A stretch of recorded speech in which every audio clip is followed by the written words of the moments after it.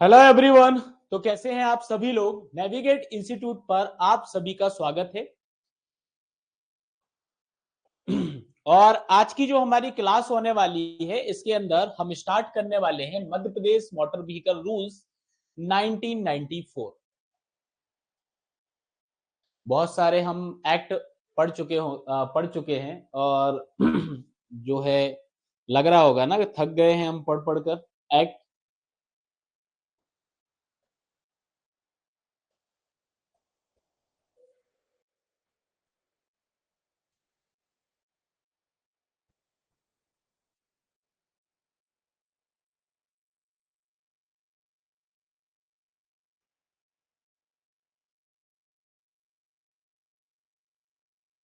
चलिए तो करते हैं शुरू आज की हमारी क्लास को। जैसा कि मैंने अभी आपको बताया कि आज का हमारा जो टॉपिक रहने वाला है, इस टॉपिक के अंदर हम Madhya Pradesh motor vehicle rules 1994 को पढ़ने वाले हैं। ठीक है, और कंप्लीट हम सारे रूल्स को पढ़ने वाले हैं। ठीक है, चलिए तो करते हैं स्टार्ट आज की हमारी क्लास को। ठीक है, और आज का हमारा topic Madhya Pradesh motor vehicle rule 1994। ठीक है, चलिए तो करते हैं शुरुआत। चलो, सबसे पहला क्वेश्चन तो यही आता है कि भाई Madhya Pradesh motor vehicle rule 1994 जो आपका है, ठीक है, इसका मुख्य उद्देश्य क्या है। डेफिनेशन से अपन शुरुआत करते हैं कि क्या इसकी डेफिनेशन बनने वाली है। तो आप लोगों को मैंने मोटर व्हीकल एक्ट 1988 पढ़ाया था। ठीक है, होप सो आप सभी को अच्छे से याद होगा।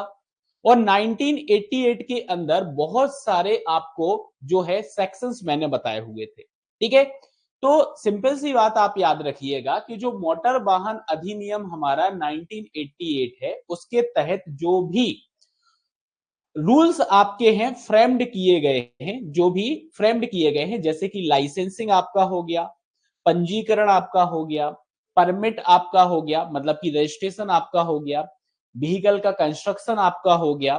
ठीक है, मोटर व्हीकल रूल्स आपके हो गए, ट्रैफिक कंट्रोल्स आपका हो गया। ठीक है, तो इन सभी को मध्य प्रदेश के अंदर जो है, ठीक है, मध्य प्रदेश के अंदर क्या करना है, मध्य प्रदेश के अंदर लागू करना है। यह मुख्य उद्देश्य है Madhya Pradesh motor vehicle rule 1994 का। ठीक है, तो ये चीज आप याद रखिएगा कि जो हमारा मोटर व्हीकल एक्ट 1988 है, इसके जो प्रावधान दिए गए हैं उन सभी प्रावधान को मध्य प्रदेश के अंदर, किसके अंदर, मध्य प्रदेश के अंदर अपने को क्या कराना है, लागू कराना है। ठीक है, क्या कराना है, लागू कराना, मतलब कि आप बोल सकते हो लागू कराना या रेगुलेट करना है। ठीक है, जैसे कि लाइसेंसिंग आपका हो गया, ठीक है, लाइसेंसिंग आपका हो गया, रजिस्ट्रेशन आपका हो गया, परमिट आपका हो गया, कंस्ट्रक्शन हो गया। ठीक है, ये सारी चीजें इसके अंदर आ जाएंगी, साथ ही साथ मोटर व्हीकल्स, ट्रैफिक कंट्रोल्स। ठीक है, ये सब हमें क्या कराना है, हमें रेगुलेट कराना है मध्य प्रदेश के अंदर। मोस्ट इंपोर्टेंट चीज जो आपको याद रखनी है, सबसे पहला कि एनेक्टमेंट इसका कब हुआ है, एनेक्टमेंट इसका कब हुआ है, और कमिटमेंट की अगर हम बात करें कब से यह प्रभाव में आया है, कब से प्रभाव में आया है, तो ये दो चीजें आपको यहाँ पे याद रखना है। ठीक है, सबसे पहले अगर हम बात करें तो the rule were issued wide notification, साथ साथ नोटिफिकेशन भी बताया है कि नोटिफिकेशन नंबर जो है, ये नोटिफिकेशन नंबर आपका है F10190-8। ठीक है, और 4 अगस्त 1994 को, ठीक है, 4 अगस्त 1994 को गवर्नमेंट ऑफ मध्य प्रदेश के द्वारा ये नोटिफिकेशन मतलब अधिसूचना जारी की गई थी। इसके तहत आपका जो एमपी के अंदर मोटर व्हीकल एक्ट है या रूल्स है 1994, ठीक है, इनको इशू किया गया था। ठीक है, अब यहाँ पे आता है कि यह प्रभावी कब हुआ, came into force. Came into force का मतलब क्या है, ये रूल्स प्रभावी कब हुए। ठीक है, ये रूल्स आपके प्रभावी कब हुए। तो प्रभावी की अगर हम बात करें तो एमपी गजट के अंदर इसकी पब्लिकेशन जो डेट है, इसकी पब्लिकेशन जो डेट है वो है आपकी 6 अगस्त 1994। ठीक है, क्या है आपकी 6 अगस्त 1994। तो कब से प्रभावी हुए, तो प्रभावी हुए आपके 6 अगस्त 1994 से, तो आपको ये याद रखना है। ठीक है, ये आपको क्या करना है, ये आपको याद रखना है, ठीक है। मतलब मध्य प्रदेश के राजपत्र में प्रकाशन की जो तिथि है उसी तिथि से यह आपका यहाँ पे क्या हो गया है, लागू हो गया है, ठीक है। तो मोटर व्हीकल एक्ट जो है कब से आपका प्रभावी है, ठीक है, कब से आपका प्रभावी आपका रहेगा। हाँ, तो आपको अभी बताया मैंने कब से प्रभावी रहेगा, 6 अगस्त 1994 से। 6 अगस्त 1994 से ये जो है प्रभावी रहेगा आपका, कैम इनटू फोर्स, ठीक है। इसके सारे रूल जो हैं वो आपके राज्य के अंदर अप्लाई हो जाएंगे, ठीक है। क्लियर, चलो, तो ये तो आपको समझ में आ गया है कि इसका एक शॉर्ट इंट्रो अपन ने देख लिया है, साथ ही साथ इसका जो इनेक्टमेंट है और कमिटमेंट है वो डेट्स भी हमने देख ली, ठीक है, क्योंकि यहां से क्वेश्चंस जो है आपका फ्रेम हो सकता है। अब बात करें कि आज के समय में अगर हम बात करें तो भैया ये 2025 चल रहा है और ये जो आया है आपका रूल्स जो हैं ये 1994 के हैं, तो क्या इसके अंदर अभी तक कोई भी संशोधन नहीं हुए हैं? क्या 1994 के अंदर जो आपके नियम बनाए गए थे उन्हीं नियम को आज भी फॉलो किया जा रहा है? तो अब हम बात कर लेते हैं इसके संशोधन की, ठीक है, कि इसके अंदर मुख्य संशोधन जो हैं कब कब हुए हैं, ठीक है। तो 23 मई 2013 को आपको देखने को मिलेगा कि वेरियस अमेंडमेंट आपके नोटिफाई हुए हैं, ठीक है। हम साथ साथ में आगे कंटिन्यू करते जाएंगे कि कहां कहां ये चेंजेस आए हैं, ठीक है। तो 23 मई 2013 को बहुत सारे अमेंडमेंट आपके नोटिफाई हुए थे, नोटिफाई का मतलब है नोटिफिकेशन जारी हुआ था। इसके बाद 2013 के बाद आपका जो नेक्स्ट अमेंडमेंट आपका हुआ है तो वो आपका हुआ है 10 फरवरी 2014 को, ठीक है। और 10 फरवरी 2014 के अंदर जो अमेंडमेंट किया गया था आपका, क्या किया गया था, अमेंडमेंट, अमेंडमेंट मतलब संशोधन किया गया था, वो संशोधन आपका ड्राइवर और कंडक्टर प्रोविजंस के अंदर हुआ था। किसके अंदर हुआ था आपका, ड्राइवर और कंडक्टर प्रोविजंस के अंदर आपका संशोधन किया गया था, वो 2014 के अंदर किया गया था। आगे हम बात करें तो 28 दिसंबर 2015 को जो चेंजेस देखने को मिले वो स्टेज कैरेज में रेस्ट्रिक्शंस जो होते हैं उस पर आपको चेंजेस देखने को मिले, ठीक है। तो नेक्स्ट आपके चेंजेस जो हुए वो 2015 में हुए। फिर अगर हम बात करें तो 3 मार्च 2021 को यहाँ पे रेगुलेटरी नियामक संशोधन अधिसूचित हुए हैं, ठीक है। तो फर्दर रेगुलेटरी अमेंडमेंट जो हैं वो आपके नोटिफाई किए गए हैं और फिर 25 जुलाई 2022 को आपके एडिशनल करेक्शन एंड अपडेट्स इसके अंदर किए गए हैं। तो मुख्य रूप से आप देख सकते हो कि ये 5 संशोधन जो हैं, ये 5 संशोधन इसके अंदर आए हुए हैं, ठीक है। क्या आए हुए हैं, 5 संशोधन आपके इसके अंदर आए हुए हैं, ठीक है। ये डेट्स आपको याद रखना है और कहां पे संशोधन हुआ है, ठीक है, पर्टिकुलर किन चीजों में संशोधन किया गया है, इन संशोधन को आपको यहाँ पर याद रखना है। आगे हम बात करते हैं, स्टार्ट करते हैं हमारा मोटर व्हीकल रूल्स 1994 को। तो आप देखोगे क्या लिखा है, in exercise of the power conferred by section 28, मतलब ये जो सेक्शंस हम देखने वाले हैं ये हम मोटर व्हीकल एक्ट 1988 के सेक्शंस की बात कर रहे हैं। किसकी बात कर रहे हैं, 1988 के सेक्शंस की बात कर रहे हैं। याद रखिएगा ये कौन सा एक्ट नंबर आपका है, इसका एक्ट नंबर 59 है, ठीक है। एक्ट नंबर आपका क्या रहेगा, 59 आपका एक्ट नंबर रहेगा। तो जो सेक्शंस आपके हैं 28 सेक्शन हो गया, 38 सेक्शन हो गया, 65 हो गया, 95 एंड 96 आपका सेक्शन हो गया, 107, 111, 138, 159, 176, 211 एंड 213 ये मोटर व्हीकल एक्ट के आपके सेक्शंस हैं, ठीक है। तो इनके बेसिस पर स्टेट गवर्नमेंट के अंदर आपके रूल्स बने हुए हैं, ठीक है। स्टेट गवर्नमेंट के अंदर आपके रूल्स बने हुए हैं, ठीक है, रूल्स बने हुए हैं। चलो तो अपन समझ लेते हैं इसमें। तो क्या बोला गया है आपको कि ये जो भी आपकी धाराएं हैं इनके अंतर्गत जो भी शक्तियां हम प्रयोग करते हैं, ठीक है, राज्य सरकार में भी ये नियम बनाए गए हैं, ठीक है। और जो आपका सेक्शन 212 है, जो आपका सेक्शन 212 है, इस 212 सेक्शन की जो आपकी उपधारा 1 है, ठीक है, उपधारा 1 के अनुसार पहले प्रकाशित किया गया है, ठीक है। अब आप समझिएगा, यहां से अपन शुरुआत करेंगे, ये हमारा चैप्टर नंबर 1 है और यहां से हमारी शुरुआत होती है हमारे मोटर व्हीकल एक्ट या मोटर व्हीकल रूल्स 1994 की। प्रिलिमिनरी मतलब प्रारंभिक, प्रारंभिक में आपका जो रूल नंबर 1 है, रूल नंबर 1 आप देखोगे तो आपको शॉर्ट टाइटल एंड एप्लीकेशन दिखाई देगा। रूल नंबर 1 के अंदर शॉर्ट टाइटल, तो शॉर्ट टाइटल आपको पता है इसको क्या बोला जाता है, इसको Madhya Pradesh motor vehicle rule 1994 बोला जाता है। क्या बोला जाता है? Madhya Pradesh motor vehicle rule 1994 बोला जाता है, ठीक है। और सेकंड आप यहां पे देखोगे, इस रूल का सेकंड सब रूल आप बोल सकते हो, they shall have an expressly provided otherwise applied to and in relation to all motor vehicle in state of Madhya Pradesh, ठीक है। मतलब कि मध्य प्रदेश राज्य के अंदर जितने भी मोटर व्हीकल्स आपके यहाँ पे यूज हो रहे हैं, ठीक है, हो रहे हैं, उन सब पे आपका ये मान्य होने वाला है, ठीक है। सभी मोटर व्हीकल्स पर आपका ये लागू होने वाला है। नेक्स्ट हम बात करें तो भैया इसको हम कब मानेंगे कि ये प्रभावी रहने वाला है मध्य प्रदेश के अंदर सभी मोटर व्हीकल्स पर? तो केम इनटू फोर्स की आपको मैंने बताई थी कि मध्य प्रदेश गजट के अंदर जिस डेट में इसको पब्लिश किया गया है, ठीक है, वो डेट इसकी प्रभावी डेट कहलाएगी। और ये हमारी डेट यहाँ पे क्या है, 6 अगस्त है, ठीक है। ये डेट हमारी क्या है, 6 अगस्त है। तो 6 अगस्त से आपका ये क्या माना जाएगा, ये आपका प्रभावी माना जाएगा। मतलब इसके जितने भी रूल्स हैं वो सभी आपके प्रभावी हो जाएंगे, ठीक है। बढ़ते हैं आगे, और आगे हम बात करते हैं यहाँ पे रूल 2, और रूल 2 आपका यहाँ पर है डेफिनेशन। और मैंने आपको पहले भी बताया है कि जब भी हम किसी एक्ट को स्टार्ट करते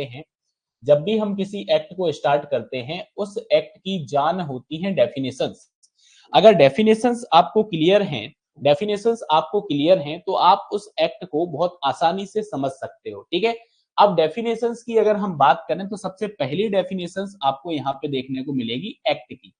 इसकी डेफिनेशंस आपको देखने को मिलेगी, आपको एक्ट की डेफिनेशन मिलेगी। अब यहाँ पे आप समझिएगा, एक्ट से मतलब इनका क्या है? एक्ट से मतलब है मोटर व्हीकल एक्ट 1988, ठीक है। जहां पे भी एक्ट लिख के आएगा मतलब कि वहां पे हमें किसके प्रोविजंस की बात की जा रही है, मोटर व्हीकल एक्ट 1988 के प्रोविजंस की बात की जा रही है, जिसको अपन ने बहुत डिटेल्ड में पढ़ा हुआ है, ठीक है। और ये याद रखिएगा कि मोटर व्हीकल एक्ट जो आपका है, इसका एक्ट नंबर 59 है ऑफ 1988, ठीक है। रहेगा ना यहां तक याद? जल्दी से आप बताओ, क्योंकि अभी अपन ने बहुत ज्यादा कुछ नहीं पढ़ा है, ठीक है। एक सिंपल सा जो इंट्रो होता है हमारे एक्ट का, हमने सिर्फ एक्ट के इंट्रो को ही समझा है।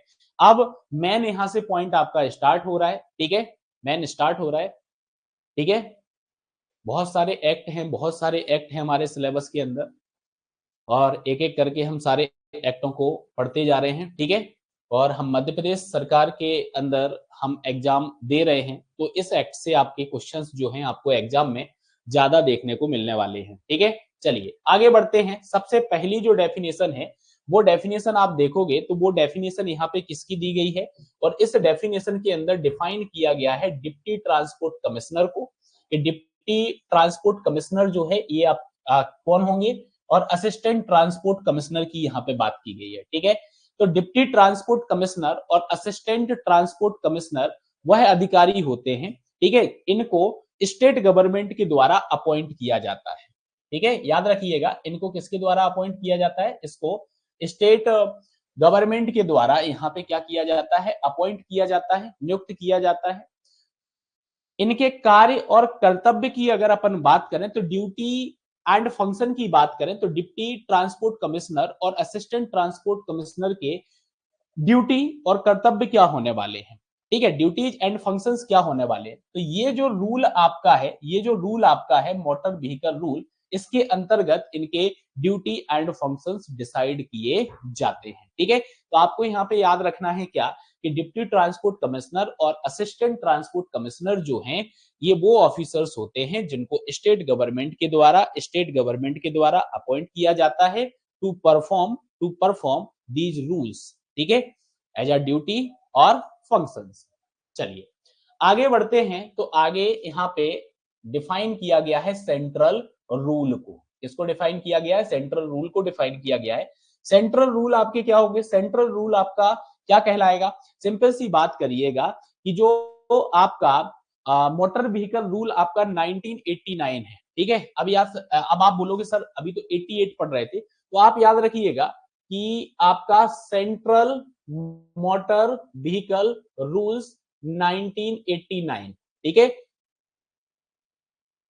ठीक है, तो केंद्रीय मोटर नियम जो आपके 1989 है, जो कि भारत सरकार के द्वारा किसके तहत बनाए हैं, जो कि भारत सरकार के द्वारा मोटर व्हीकल एक्ट 1988 के तहत बनाए गए हैं। ठीक है, 1988 के तहत बनाए गए हैं, उनको सेंट्रल रूल बोला जाता है। क्या बोला जाता है? सेंट्रल रूल बोला जाता है। तो CMVR 1989 भी आपका जो फ्रेम हुआ है वो आपका मोटर व्हीकल एक्ट 1988 के तहत हुआ है। तो मोटर व्हीकल एक्ट 1988 आपका अच्छे से पढ़ा हुआ होना चाहिए, क्योंकि बहुत सारी चीजें यहाँ पे यूज होने वाली हैं। नेक्स्ट यहाँ पे आता है फॉर्म। अब फॉर्म तो आप जनरली समझते हो ना कि फॉर्म आपका क्या कहलाता है, ठीक है। तो form set forth in the first schedule appended to the rules, ठीक है। ठीक है, तो फॉर्म तो आप सभी लोग समझते हो कि फॉर्म क्या कहलाता है। ठीक है, कुछ भी काम होना है उन सभी के लिए आपको आवेदन करना पड़ेगा, और आवेदन करने के लिए बहुत सारे फॉर्म्स की आपको जरूरत लगेगी। ठीक है, इंपोर्टेंट टर्म आ जाती है आपकी ट्रांसपोर्ट डिपार्टमेंट। ट्रांसपोर्ट डिपार्टमेंट का मतलब यहाँ पे क्या होता है, मींस मोटर व्हीकल डिपार्टमेंट, जो कि स्टेट गवर्नमेंट के द्वारा एस्टेब्लिश्ड किया गया हो। ठीक है, तो आप याद रखिएगा कि मोटर व्हीकल डिपार्टमेंट के द्वारा, ठीक है, तो means the motor vehicle department established by state government. याद रखना इसको, जो यहाँ पे एस्टेब्लिश किया गया है वो किसके तहत किया गया है? एक्ट मतलब कि 1988, ठीक है। इसके अकॉर्डिंग सेक्शन जो आपका 213 है, उसका आपका जो सब सेक्शन बन रहेगा, इसके तहत इसको एस्टेब्लिश यहाँ पर किया गया है। और ये जो मोटर व्हीकल डिपार्टमेंट आपका होता है, इसका ही मेन काम होता है राज्य में मोटर वाहनों का जो रजिस्ट्रेशन होता है, समझिएगा। ये मोटर व्हीकल डिपार्टमेंट जो आपका है ना, इसका मेन काम यहाँ पे क्या है, काम क्या रहेगा, ठीक है। तो यहाँ पे काम क्या हो जाएगा, इसका काम हो जाएगा कि रजिस्ट्रेशन, व्हीकल्स का रजिस्ट्रेशन करना, ठीक है। रजिस्ट्रेशन हो गया, रजिस्ट्रेशन में मैं ऐसा लिखे देता हूं RC, ठीक है। साथ ही साथ दूसरा काम आपका हो जाएगा DL, ड्राइविंग लाइसेंस को इशू करना, ठीक है। और आप यहाँ पे बोल सकते हो ट्रैफिक कंट्रोल, और आप क्या बोल सकते हो, ट्रैफिक कंट्रोल। तो ये सारे जो हैं, ये सभी काम किसके हैं? ये मोटर व्हीकल डिपार्टमेंट के हैं। तो ये मोटर व्हीकल डिपार्टमेंट का काम रहने वाला है, ठीक है। चलिए आगे हम बात करते हैं। तो आगे यहाँ पे पैसेंजर की बात होती है। पैसेंजर मतलब कि अगर कोई गाड़ी आपकी है या कोई पर्सन है जो कि पब्लिक सर्विस के अंदर ट्रेवल कर रहा है, क्या कर रहा है, पब्लिक सर्विस के अंदर ट्रेवल कर रहा है। इसके अंदर आप ड्राइवर को छोड़ दो, कंडक्टर को छोड़ दो, या फिर आप जो एक और व्यक्ति होता है ना, जो सामान को लोड या अनलोड करता है, लगेज जो पैसेंजर की होती है, ठीक है, उसको आप यहाँ पे छोड़ दो, ठीक है। तो जो बाकी व्यक्ति होंगे वो व्यक्ति आपके यहाँ पे पैसेंजर कहलाएंगे, ठीक है। तो यात्रा करने वाला जो व्यक्ति होगा वो आपका यहाँ पे पैसेंजर होगा, ठीक है। चालक हो गया, परिचालक हो गया, ठीक है, ठीक है। और या फिर परमिट धारक का कोई कर्मचारी जो सेवा में हो, ठीक है। तो इन सभी को छोड़ने के बाद जो व्यक्ति होंगे, आप देख सकते हो, जो ट्रेवल कर रहे हैं, मतलब प्योरली यहाँ पे जो ट्रेवलिंग कर रहे हैं, यात्रा कर रहे हैं उस व्हीकल के अंदर, उनको यहाँ पे पैसेंजर बोला गया है। क्या बोला गया है? उनको यहाँ पर पैसेंजर बोला गया है। वो क्या कहलाएंगे? वो आपके यहाँ पर पैसेंजर कहलाएंगे। आगे हम बात करें तो आगे आपकी डेफिनेशन आती है रीजन की। रीजन का मतलब यहाँ पे क्या होता है, जो क्षेत्रीय परिवहन प्राधिकारी आपका होता है, या क्षेत्रीय अधिकारिता जो होती है, ठीक है, तो वो आपका यहाँ पे रीजन से मतलब ये हो गया है, ठीक है। Territorial jurisdictions of regional transport authority, ठीक है। जो रीजनल ट्रांसपोर्ट अथॉरिटी होती है उसके ज्यूरिडिक्शंस की यहाँ पे बात की जा रही है, ठीक है, उसके ज्यूरिडिक्शंस की यहाँ पर बात की जा रही है, ठीक है। तो वो क्या कहलाएगा आपका? वो यहाँ पे रीजन कहलाएगा। अब आप आगे देखोगे तो अब रीजन की बात कर ही ली है, तो रीजनल ट्रांसपोर्ट ऑफिसर भी यहाँ पे आ जाएगा, मतलब कि RTO, ठीक है। सुना हुआ नाम आपको ये लग रहा होगा, बहुत बार आप गए भी होगे RTO, ठीक है। तो रीजनल ट्रांसपोर्ट ऑफिसर, या फिर अपन यहाँ पे आगे बात करें एडिशनल रीजनल ट्रांसपोर्ट ऑफिसर, या फिर असिस्टेंट रीजनल ट्रांसपोर्ट ऑफिसर। इसका मतलब क्या हो गया कि जो स्टेट गवर्नमेंट के द्वारा अपॉइंटेड ऑफिसर्स आपके होते हैं किसी रीजन के अंदर, या रीजन के अंदर, जो कि जिनका काम क्या होता है कि इस एक्ट के तहत, अंडर द एक्ट मतलब कि 1988 हो गया, और रूल्स के तहत उनको क्या करना है, अपनी ड्यूटीज एंड फंक्शंस को परफॉर्म करना है।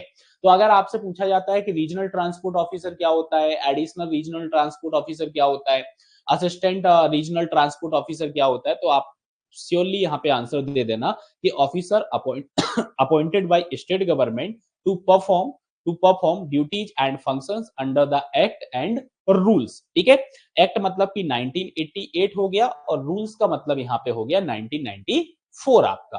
ठीक है, रहेगा ना याद, ये डेफिनेशन आपको याद रखना है। ठीक है, अब स्टैंड का मतलब क्या हो गया, स्टैंड आप लोग समझते हो, मतलब वो प्लेस, ठीक है, प्लेस होता है जहां पे आप जो पब्लिक सर्विसेज होती है, जहां से पैसेंजर चढ़ते या उतरते हैं। ठीक है, तो उसके लिए स्टैंड का बात यहाँ पे हो गई है। और याद रखिएगा, इसको नोटिफाई किया गया है रूल नंबर 204 के अंदर। ठीक है, इसके अंदर नोटिफाई किया गया है, रूल 204 के अंदर नोटिफाई किया गया है। ठीक है, अब स्टेट की अगर बात की जाए तो हम मध्य प्रदेश की यहाँ पे बात कर रहे हैं। ठीक है, हम मध्य प्रदेश के लिए मोटर व्हीकल जो रूल्स हैं वो पढ़ रहे हैं। तो स्टेट का मतलब यहाँ पे हो जाएगा मध्य प्रदेश हमारा। ठीक है, क्या हो जाएगा हमारा, मध्य प्रदेश हमारा यहाँ पर हो जाएगा। तो स्टेट से मतलब हमारा क्या हो गया है, होल एमपी यहाँ पर हो गया है।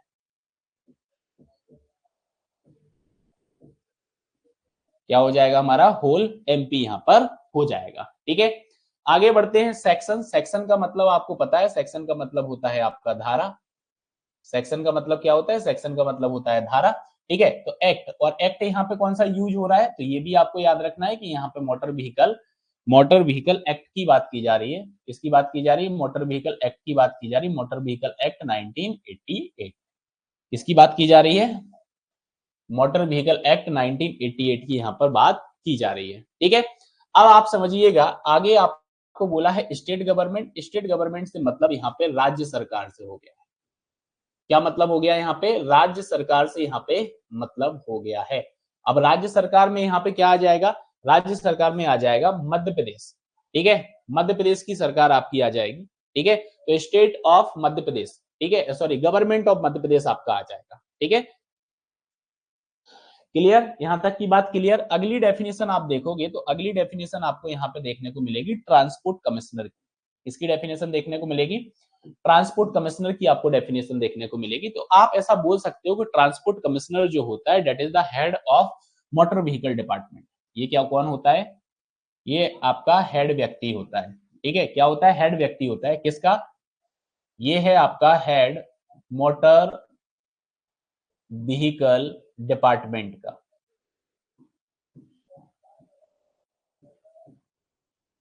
ठीक है, मोटर व्हीकल डिपार्टमेंट का हेड व्यक्ति कौन होता है, ट्रांसपोर्ट कमिश्नर होता है। ठीक है, और मोटर व्हीकल डिपार्टमेंट जो है, जो कि under the section 213 of the act established किया गया है। ठीक है, इसको अपॉइंट कौन करता है, तो इसको अपॉइंट करता है स्टेट गवर्नमेंट। इसको कौन अपॉइंट करता है, स्टेट गवर्नमेंट इसको अपॉइंट करता है। ठीक है, तो ये चीज आपको याद रखना है। और मोटर व्हीकल डिपार्टमेंट जो आपका है, आप यहाँ पे बोल सकते हो कि मोटर व्हीकल डिपार्टमेंट जो हमारा है, एस्टैब्लिश्ड अंडर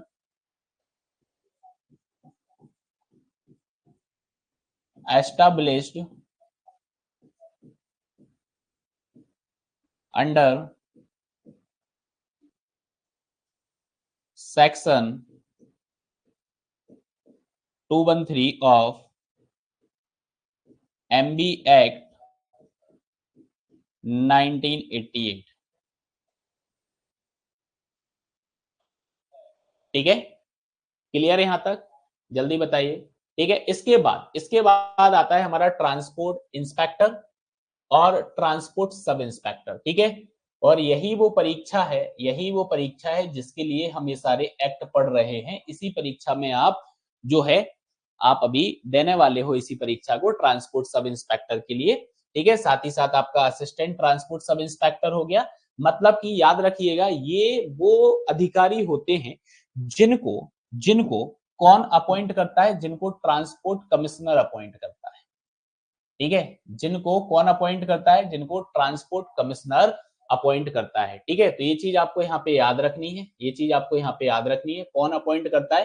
ठीक है, अगर एग्जाम में ये क्वेश्चन नहीं आएगा तो इंटरव्यू में आपसे ये क्वेश्चन पूछ लिया जाएगा। ठीक है, तो याद रखिएगा, ट्रांसपोर्ट सब इंस्पेक्टर हो गया, या असिस्टेंट ट्रांसपोर्ट सब इंस्पेक्टर हो गया, या फिर ट्रांसपोर्ट सब इंस्पेक्टर हो गया।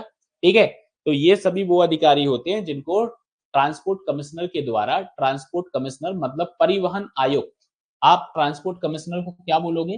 ट्रांसपोर्ट कमिश्नर जो आपका होता है वो आपका क्या कहलाता है? परिवहन आयुक्त कहलाता है। ठीक है,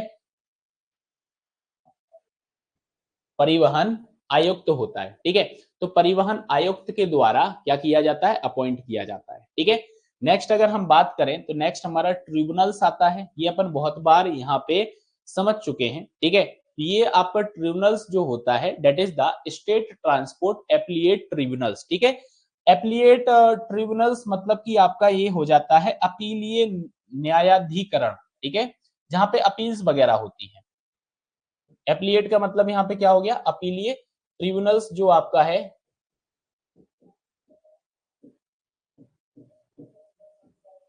न्यायाधिकरण। ठीक है, ये आपको याद रखना है यहाँ पे। और ये आपको याद रखना है कि ये जो ट्रिब्यूनल्स आपका है इसको कब कॉन्स्टिट्यूटेड किया गया?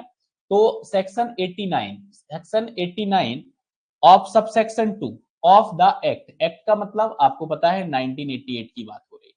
ठीक है, मैं शॉर्ट में यहाँ पे 1988 लिखूंगा तो आप समझ जाइएगा कि मोटर व्हीकल एक्ट की यहाँ पे बात कर रहा हूँ। ठीक है, मैं किसकी बात कर रहा हूँ? मोटर व्हीकल एक्ट की हम बात कर रहे हैं। ठीक है, अब अगर मान लो कि कोई ऐसा वर्ड है जो आगे आ जाएगा, या फिर कोई एक्सप्रेशन है जो आगे अगर कहीं पे यूज की गई होगी और इसके अंदर अगर वो डिफाइंड नहीं है, तो उसका मीनिंग जो असाइन होगा वो किसके थ्रू मीनिंग असाइन होगा? तो जो हमारा मोटर व्हीकल एक्ट 1988 है उसके अकॉर्डिंग उसका मीनिंग जो रहेगा, मीनिंग आपका डिफाइन होगा। क्या होगा? उसके अकॉर्डिंग मीनिंग जो है वो मीनिंग आपका डिफाइन होगा। ठीक है, तो ये हमारी डेफिनेशंस थी, ये हमारी डेफिनेशंस थी जो कि हमारे रूल नंबर 2 के अंतर्गत आती हैं। और सारी डेफिनेशंस जो यहाँ पे बोली गई हैं उन सभी डेफिनेशंस को हमने यहाँ पे डिस्कस कर लिया। तो आप लोग जल्दी से कमेंट करके मुझे बता दें कि यहां तक आप सभी को क्लियर है।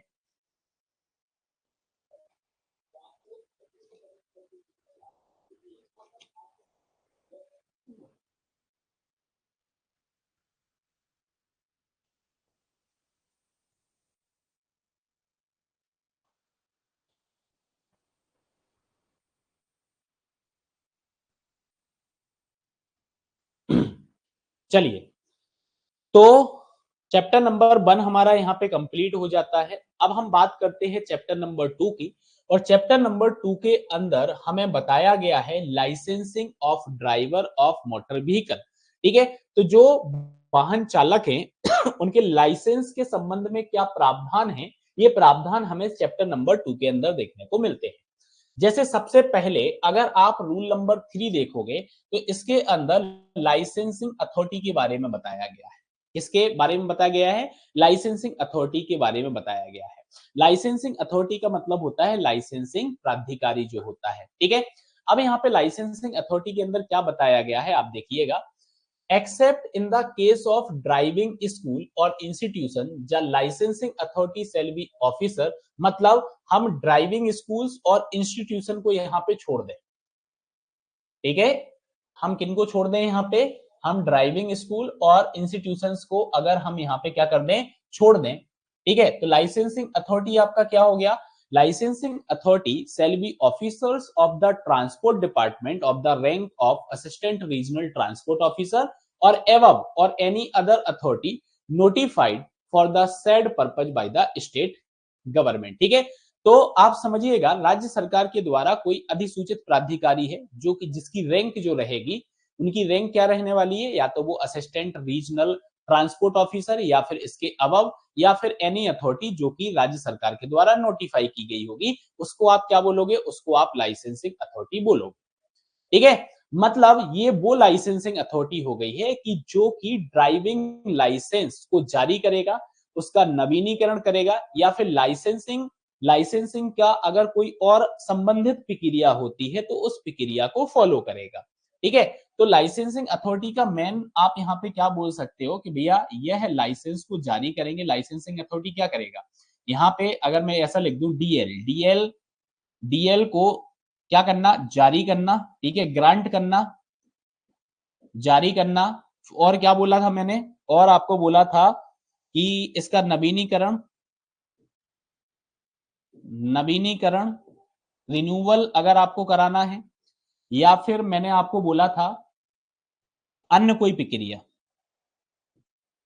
अन्य प्रक्रिया। तो ये सारी चीजें जो हैं ये लाइसेंसिंग अथॉरिटी के द्वारा की जाएंगी। किसके द्वारा की जाएंगी? लाइसेंसिंग अथॉरिटी के द्वारा की जाएंगी। ठीक है, आगे हम बढ़ते हैं। तो आगे आप देखिएगा कि आगे क्या लिखा हुआ है। लाइसेंसिंग अथॉरिटी जो आपका होता है for the purpose of licensing and regulations of schools और establishment for imparting instructions in driving of motor vehicle. ठीक है, सबसे पहले तो आप याद रखना कि लाइसेंसिंग अथॉरिटी जो आपकी है, इसका मेन पर्पज यहाँ पे लाइसेंसिंग हो गया। मेन पर्पज क्या हो गया? मेन पर्पज लाइसेंसिंग हो गया। साथ ही साथ जो स्कूल्स आपके होते हैं इनके रेगुलेशंस की बात अगर हम करें और एस्टेब्लिशमेंट की हम बात करें, तो इनके लिए जो इंस्ट्रक्शंस होते हैं कि भैया मोटर व्हीकल को कैसे ड्राइव कराना है। ठीक है, साथ ही साथ इससे कनेक्टेड जो मैटर्स होते हैं, matters connected there with shall be regional transport officer, such other officers not below the rank of regional transport officer as authorized by the state government by notification in the Madhya Pradesh Gazettes। ठीक है, तो ये चीज आपको यहाँ पे याद रखना है, और इसके अंदर क्या क्या चीजों को इंक्लूड किया गया है वो तो मैं आपको बता ही चुका हूँ। ठीक है, और साथ ही साथ ये भी बता चुका हूँ कि भैया क्या पावर इनके पास रहने वाली है। तो power of the licensing authority जो है इसको एक्सटेंड किया those category of vehicles and for the area of the state. State government may be order determined as a specified by the transport commissioner to on the authority of the state government. ठीक है, तो ये चीज आपको यहाँ पे याद रखना है कि वाहनों की श्रेणियों के जो अधिकार हैं वो लाइसेंसिंग प्राधिकारी के अधिकार उन वाहनों की श्रेणी में है जो कि राज्य के क्षेत्र के लिए होंगे। ठीक है, ऐसा नहीं है कि आप मध्य प्रदेश के बाहर जाएंगे। ठीक है, मध्य प्रदेश के लिए ही होंगे, राज्य के लिए ही आपके अधिकार होंगे, राज्य में ही आपके सारे अधिकार रहेंगे। ठीक है, और वो अधिकार जो होंगे वो स्टेट गवर्नमेंट के नोटिफिकेशन के द्वारा आपके निर्धारित किए जाएंगे। ठीक है, किसके द्वारा निर्धारित किए जाएंगे? स्टेट गवर्नमेंट के नोटिफिकेशन के द्वारा निर्धारित किए जाएंगे। ठीक है, रूल नंबर 4 जो आपका रहेगा, रूल नंबर 4 के अंदर हम देखेंगे किसके बारे में? टेस्टिंग ऑफिसर्स के बारे में। टेस्टिंग ऑफिसर्स मतलब कि परीक्षण अधिकारी की हम यहाँ पे बात करेंगे। ठीक है, अब टेस्ट आपका जो रहने वाला है, तो आप समझिएगा जो सेक्शन नंबर 8 आपका है, सेक्शन नंबर 8 का जो आपका सब सेक्शन 5 रहेगा, and test for competence to drive as forth in sub section 3 of section 9। ठीक है, सेक्शन 9 का जो सब सेक्शन 3 है इसके अंदर ड्राइविंग टेस्ट की यहाँ पे बात की जा रही है। ठीक है, तो ये कौन कंडक्ट कराएगा? ये लाइसेंसिंग अथॉरिटी आपका रहेगा, या फिर ट्रांसपोर्ट इंस्पेक्टर आप बोल सकते हो, कोई बोर्ड हो गया, या फिर स्टेट गवर्नमेंट के द्वारा कॉन्स्टिट्यूटेड कोई बोर्ड आपका रहेगा। सॉरी, ठीक है, तो टाइम टू टाइम आपका यहाँ पे रहने वाला है। क्या रहने वाला है? आपका टाइम टू टाइम रहने वाला है। तो ड्राइविंग लाइसेंस अधिनियम के अनुसार जो आपकी धारा 8 की सब धारा 5 हो गई और धारा 9 की उपधारा 3 हो गई, इसमें जो भी ड्राइविंग परीक्षण यहाँ पे मेंशन किया गया होगा, लाइसेंसिंग प्राधिकारी जो रहेगा। ठीक है, और एक आपका कौन रहेगा? लाइसेंसिंग प्राधिकारी एक तो हो गया, मतलब कि टेस्टिंग ऑफिसर हो गया, एक आपका लाइसेंसिंग प्राधिकारी मतलब कि लाइसेंसिंग अथॉरिटी आपकी हो गई है। ठीक है, तो समय समय पर एक बोर्ड जो है, एक बोर्ड का गठन यहाँ पे करेगा। ठीक है, जो क्या करेगा?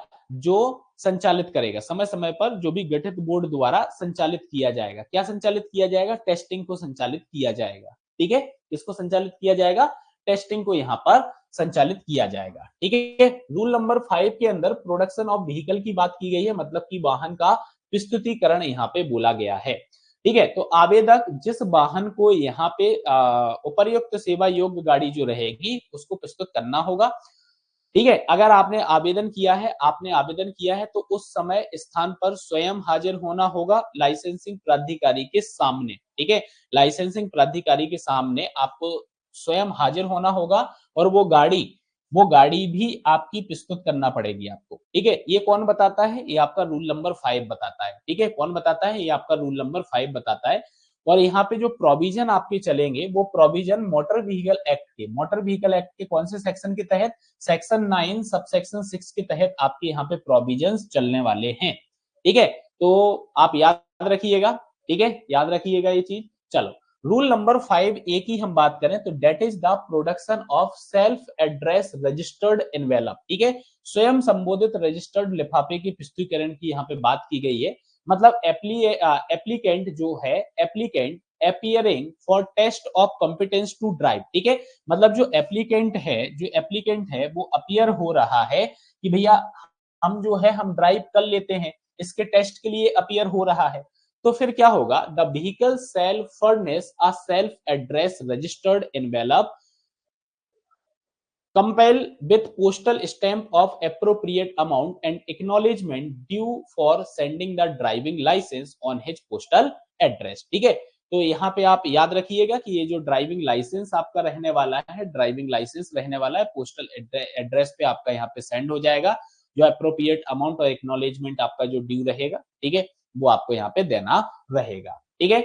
नेक्स्ट यहाँ पे मेडिकल प्रैक्टिशनर की बात की गई है या फिर मेडिकल एग्जामिनेशन फी की यहाँ पे बात की गई है, ठीक है।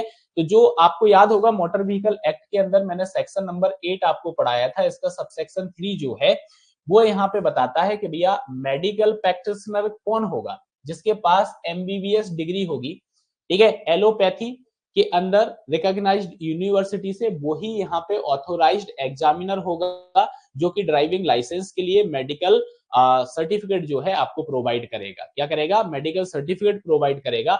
और याद रखना, अब स्टेट की अपन बात कर रहे हैं तो यहाँ पे जो मेडिकल सर्टिफिकेट है इसके लिए आपको याद रखना है, ये फॉर्म नंबर 1A आपका जो है, ठीक है, सेंट्रल रूल का on payment of fee prescribe under rule 24, ठीक है।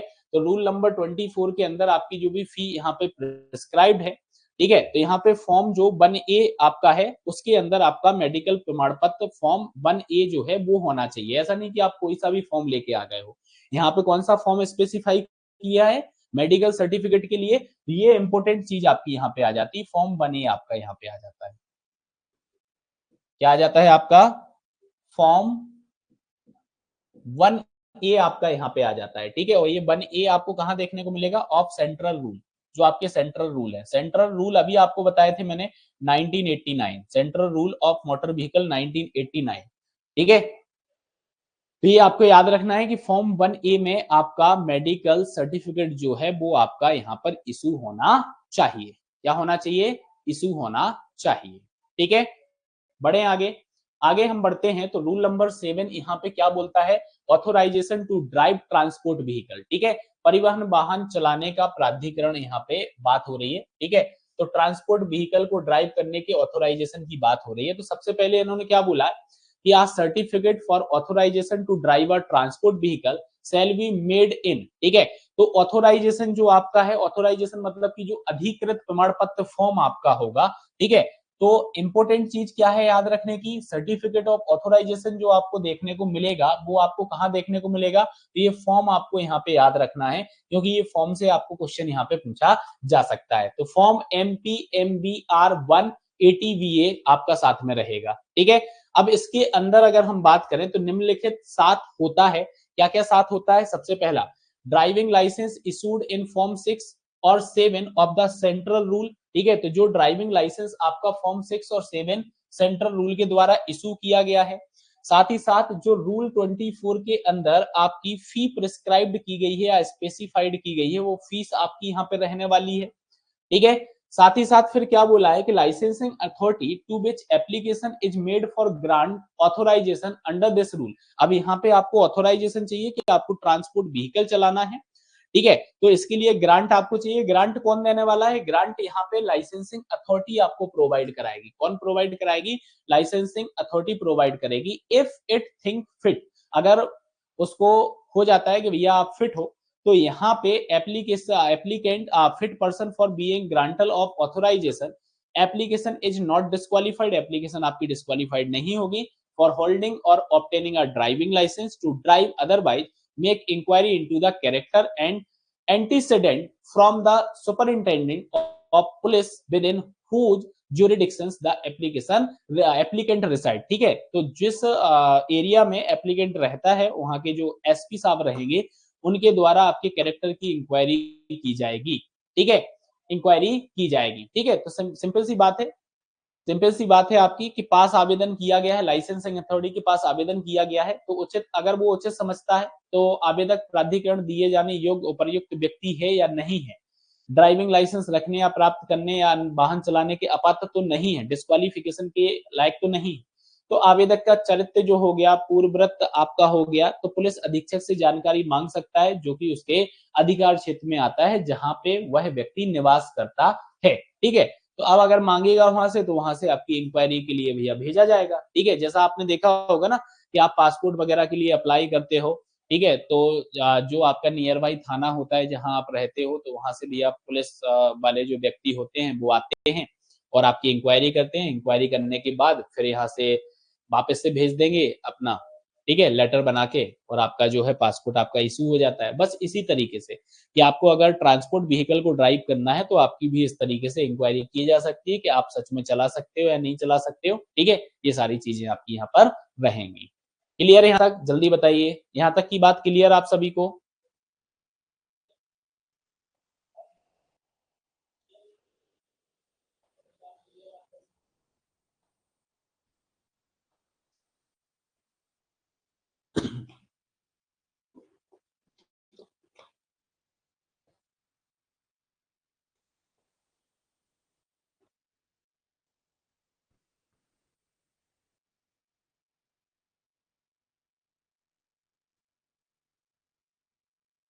ठीक है, चलो आगे बढ़ते हैं। तो लाइसेंसिंग अथॉरिटी अगर सेटिस्फाइड हो जाता है तो आपका जो डीएल रहेगा, इस डीएल पर एंडोर्स्ड किया जाएगा और इस पर आपका जो लाइसेंसिंग अथॉरिटी होगी वो बढ़िया से अपनी सील लगाएंगे और साइन करेंगे। ठीक है, साइन करेंगे अगर वो मान लेते हैं कि सेटिस्फाइड हो जाते हैं कि आप उपर्युक्त हो, जो इनके मापदंड हैं, ठीक है, जो इनके एलिजिबिलिटी क्राइटेरिया है, आप उस पर खरे उतरते हो।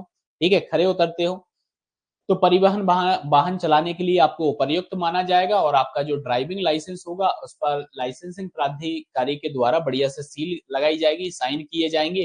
ठीक है, चलिए आगे 4 नंबर आपको यहाँ पे क्या बोल रहा है कि अगर लाइसेंसिंग प्राधिकारी जो है आपके जो आवेदन है, परिवहन वाहन आपको चलाना है, ठीक है, तो अगर मान लो कि लाइसेंसिंग प्राधिकारी आपको उपर्युक्त नहीं मानता है, आपको पात्र नहीं मानता है, वो मानता है कि आप इलिजिबल नहीं हो, आप क्या नहीं हो, आप इलिजिबल नहीं हो, ना ही आप फिट पर्सन हो, ठीक है, कि आप ट्रांसपोर्ट व्हीकल को चला सको, तो फिर क्या करेगा, तो लाइसेंसिंग अथॉरिटी यहाँ पर आवेदन जो आपका रहेगा, एप्लीकेशन जो रहेगी, उसको क्या कर देगा, उसको यहाँ पे अस्वीकार कर देगा। ठीक है, रिफ्यूज कर देगा मतलब। ठीक है, और साथ ही साथ रिफ्यूजल जैसे ही आपको मिलेगा तो रिफ्यूजल की जो सूचना है, लिखित सूचना आवेदक को दी जाएगी। ठीक है, लिखित सूचना जो है वो आवेदक को दी जाएगी। ठीक है, तो रिफ्यूजल अगर होता है तो आवेदक को यहाँ पे लिखित सूचना जो है वो लाइसेंसिंग अथॉरिटी के द्वारा प्रोवाइड की जाएगी। आगे हम बात करें तो रूल नंबर 8 आता है, इसके अंदर driver ways of transport vehicle की बात की जा रही है कि अगर मान लो आप ट्रांसपोर्ट व्हीकल चला रहे हो तो इस तरीके का बैज जो आपका होता है, ठीक है, बैज जो आपका होता है, ये बैज आपको लगाना होता है।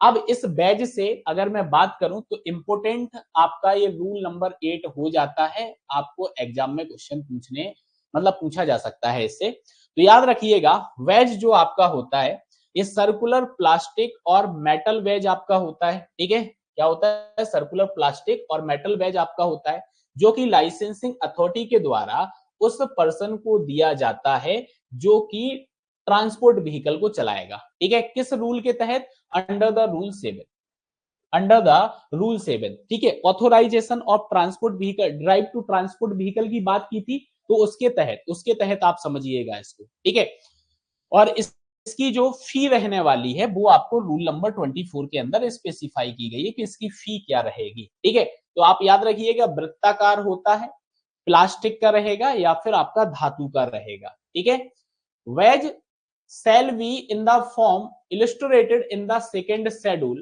ठीक है, मतलब आप समझिएगा बैज उस रूप में होगा, ठीक है, जो इन नियमों की जो सेकंड शेड्यूल मतलब कि दूसरी जो अनुसूची होगी, अनुसूची के अंदर आपको यहाँ पर रूल देखने को मिलेंगे। ठीक है, तो दूसरी अनुसूची के अंदर दर्शाया गया होगा उस रूप के अंदर होगा, और जारी करने वाले जो लाइसेंसिंग प्राधिकारी होंगे या लाइसेंसिंग अथॉरिटी होगी, ठीक है, तो वो इस बैज को किस तरीके से यहाँ पे जारी करेगी। तो याद रखिएगा, परिवहन वाहन चालक के शब्द यहाँ पे होंगे और एक पहचान संख्या यहाँ पे दी जाएगी, ठीक है, पहचान संख्या दी जाएगी और परिवहन चालक भी अंकित होगा, ठीक है, मतलब ऐसा लिखा होगा उस पे परिवहन चालक और उसकी एक संख्या यहाँ पे दी गई होगी, ठीक है, क्या दी गई होगी, एक संख्या दी गई होगी, ठीक है, मतलब आप ऐसा समझ सकते हो, ऐसा ऐसा सर्कुलर में होता है जैसे 26 लिखा हुआ है, ऐसा नंबर लिखा हुआ है, तो इस तरीके से आपको देखने को मिलता है, ठीक है।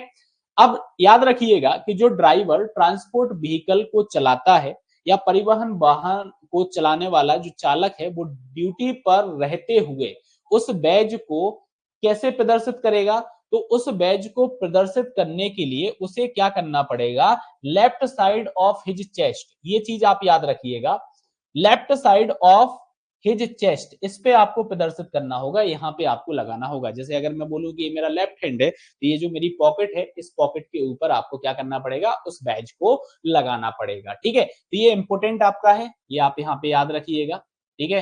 ये आपका सब रूल 3 जो है इंपोर्टेंट है, और आपका ये जो फर्स्ट रूल सब रूल था ये भी आपका इंपोर्टेंट है, ये भी आपसे यहाँ पे पूछा जाएगा, ठीक है। चलिए आगे हम बात करें तो याद रखिएगा, कोई भी जो ड्राइवर होगा एक से अधिक बैज को होल्ड नहीं करेगा, ठीक है, सिर्फ आपको एक ही बैज यहाँ पे जो है वो दिया जाएगा, shall hold more than one such badge, ठीक है, मतलब इससे ज्यादा आपके बैज नहीं होने चाहिए। फिर क्या बोला है कि मान लो कि अगर आपका जो बैज है वो आपका लॉस्ट हो जाता है या फिर डिस्ट्रॉयड हो जाता है, तो a duplicate badge shall be issued by the authority, authority के द्वारा आपको डुप्लीकेट बैज जो है वो आपको दे दिया जाएगा।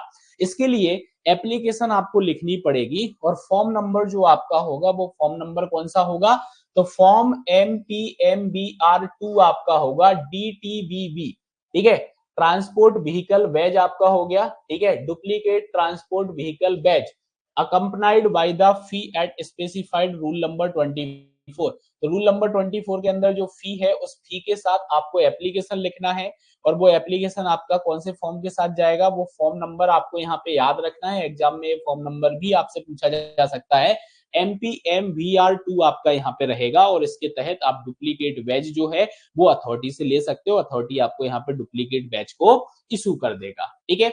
नेक्स्ट क्या बोला है, no driver shall lend or transfer the badge to the any other person, मतलब कोई भी चालक जो है अन्य किसी व्यक्ति को उधार या फिर अपने बैज को हस्तांतरित, मतलब कि ट्रांसफर नहीं कर सकता है, जिसके नाम पे वो इशू हुआ है सिर्फ वही वही ऑथोराइज्ड पर्सन है, वही सिर्फ ट्रांसपोर्ट व्हीकल को ड्राइव कर पाएगा।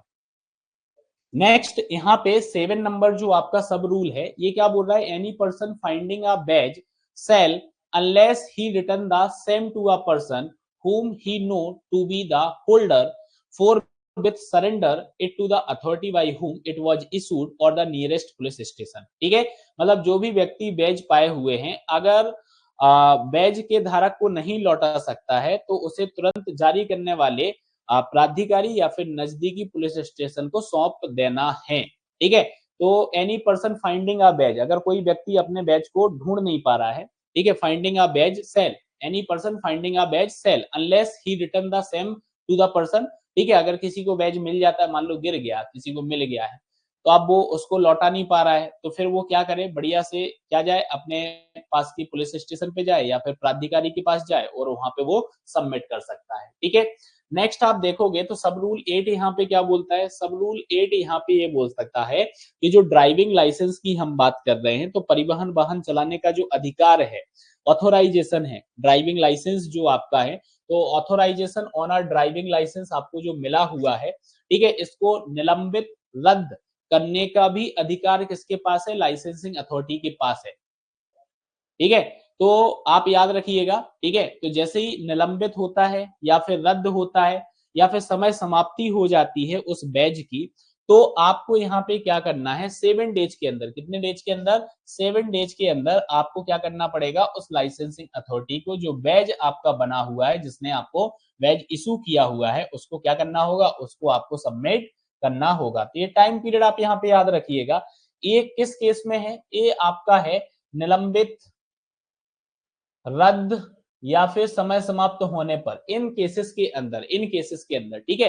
तो अगर सस्पेंडेड है आपका, ठीक है, या फिर रिवॉक्ड किया गया है लाइसेंसिंग अथॉरिटी के द्वारा, ठीक है, या फिर कोर्ट के द्वारा अगर हम बात करें एनी कोर्ट, और cease to be a valid by the efflux of time, समय समाप्ति की बात की जा रही है, तो 7 दिनों के अंदर जो है, ठीक है, 7 दिनों के अंदर जो है आपको वो बैज है आपको सौंपना पड़ेगा लाइसेंसिंग अथॉरिटी को, ठीक है। चलिए नेक्स्ट हम बात करें तो रूल नंबर 9 हमारा है यूनिफॉर्म को लेके, कि पब्लिक सर्विस व्हीकल अगर आपको चलाना है तो ड्राइवर की यूनिफॉर्म क्या होनी चाहिए। इंपोर्टेंट आपका ये रूल है, रूल नंबर 9, आप याद रखिएगा इसको। सबसे पहले आपकी जो यहाँ पे यूनिफॉर्म होगी वो यूनिफॉर्म क्या होगी, खाकी बुश शर्ट आपकी यहाँ पे होगी, ठीक है, क्या होगी आपकी, खाकी बुश शर्ट यहाँ पे होगी, साथ ही साथ 4 पॉकेट वाला कोट यहाँ पे होगा जिसके अंदर फ्लैप्स होंगे, क्या होंगे, जिसके अंदर फ्लैप्स होंगे। साथ ही साथ ये तो शर्ट की यहाँ पे बात हो गई है, खाकी फुल पैंट आपका यहाँ पे रहेगा, क्या रहेगा, खाकी फुल पैंट आपका यहाँ पे रहेगा, और खाकी कैप आपका यहाँ पे रहेगा, और तरबंस आपका रहेगा, ठीक है। याद रखिएगा राज्य सरकार के द्वारा, ठीक है, ठीक है, जो है ये सब निर्धारित आपका किया गया है कि ये आपको यूनिफॉर्म जो है, ये पूरी यूनिफॉर्म आपको यहाँ पे पहनना है। तो provided that the state government में बाय जनरल और स्पेशल ऑर्डर, ठीक है, exempt all or any class of such driver from the operation of this rule for such period as may be specified, ठीक है। तो कुछ चालकों को अगर हम बात करें तो स्टेट गवर्नमेंट जो है यहाँ पे छूट दे सकती है, क्या कर सकती है, छूट दे सकती है। नेक्स्ट रूल नंबर 10 की अगर हम बात करें तो रूल नंबर 10 हमारा है display of name plate. Display of name plate मतलब नाम प्लेट का प्रदर्शन यहाँ पे करना है। तो जो नेम प्लेट आपकी यहाँ पे डिस्प्लेड होती है ड्राइवर के द्वारा पब्लिक सर्विस व्हीकल के केस में, तो ब्लैक बैकग्राउंड आपका होगा, या तो यह मेटल की प्लेट होगी या फिर ये प्लास्टिक की प्लेट होगी। तो ये आप यहाँ पे पॉइंट याद रखिएगा, ठीक है। और इंपोर्टेंट यहाँ पे क्या है, इंपोर्टेंट है ये साइज, कि इसकी साइज क्या रहेगी, 8 सेंटीमीटर बाई 2 सेंटीमीटर आपकी रहेगी, ठीक है। ये जो प्लेट आपकी रहेगी ये आपकी 8 सेंटीमीटर बाई 2 सेंटीमीटर की आपकी प्लेट रहेगी, ठीक है। तो ये भी आपको यहाँ पे प्रदर्शित करना है, ठीक है, with the name of driver in bold transparent letter, ठीक है, बोल्ड आपके यहाँ पे लेटर्स होंगे, और हिंदी देवनागरी स्क्रिप्ट में आपका ये नाम लिखा होगा, जो कि 6 mm फॉन्ट साइज आपका यहाँ पे रहने वाला है। फॉन्ट साइज कितना रहने वाला है, 6 mm आपका फॉन्ट साइज आपका रहने वाला है। The cost of such plate shall be borne by the bearer himself, ठीक है, ऐसी प्लेट की जो लागत है वो ड्राइवर को खुद ही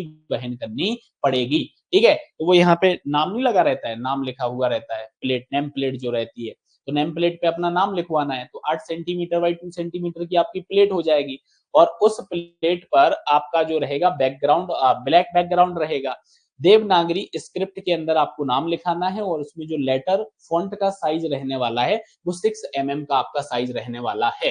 तो इंपोर्टेंट आपका ये रूल है, ठीक है, ये आपका इंपोर्टेंट रूल है, आपको ये क्वेश्चन एग्जाम में देखने को मिलेगा, ठीक है।